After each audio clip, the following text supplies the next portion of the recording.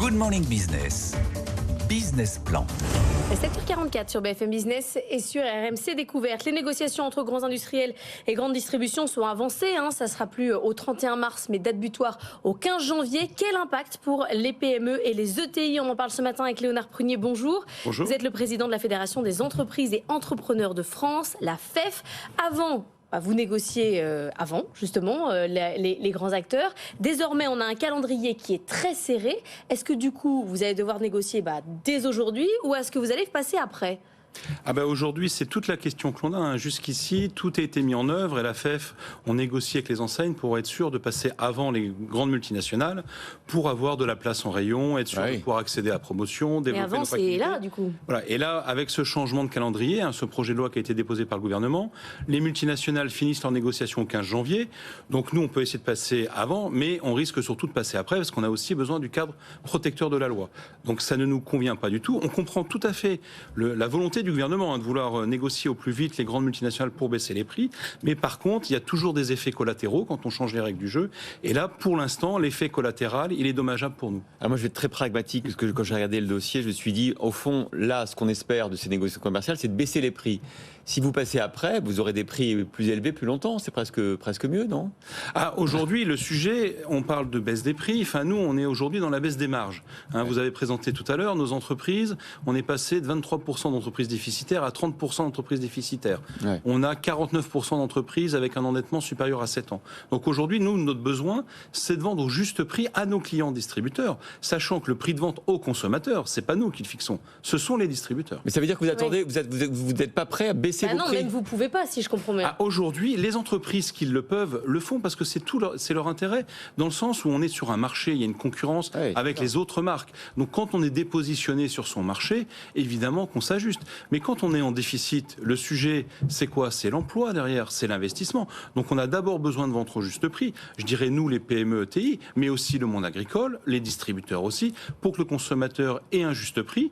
À la hausse, à la baisse, ça dépend des secteurs d'activité en fonction de ce qui se passe. Mais notre premier besoin aujourd'hui, nous, c'est de pérenniser nos emplois. Vous fabriquez des rillettes chez Prunier depuis plusieurs générations. Vous pouvez négocier à la baisse ou c'est impossible ? Aujourd'hui, nous, le secteur de la charcuterie est très particulier parce qu'on a subi et la grippe aviaire et maintenant la forte hausse du cours du porc. Donc aujourd'hui, le sujet n'est pas là dans nos métiers.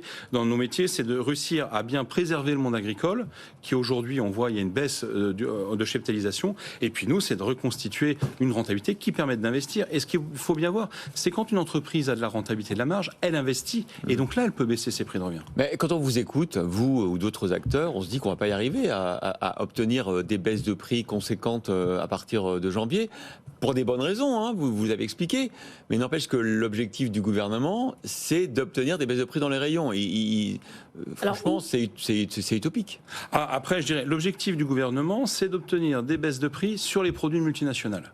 Donc ça, je dirais, là-dessus, moi, j'ai pas les éléments. C'est le gouvernement qui voit et qui a sûrement des chiffres qui l'incitent à se dire qu'il peut aller chercher pour les consommateurs quelque chose. Mais nous, au niveau de nos entreprises, je dirais, au niveau macroéconomique, c'est pas possible. Après, qu'on voit une baisse, je dirais, un ralentissement de l'inflation. Ouais, mais une déflation, vous imaginez, nous, les salaires ont augmenté dans toutes les entreprises.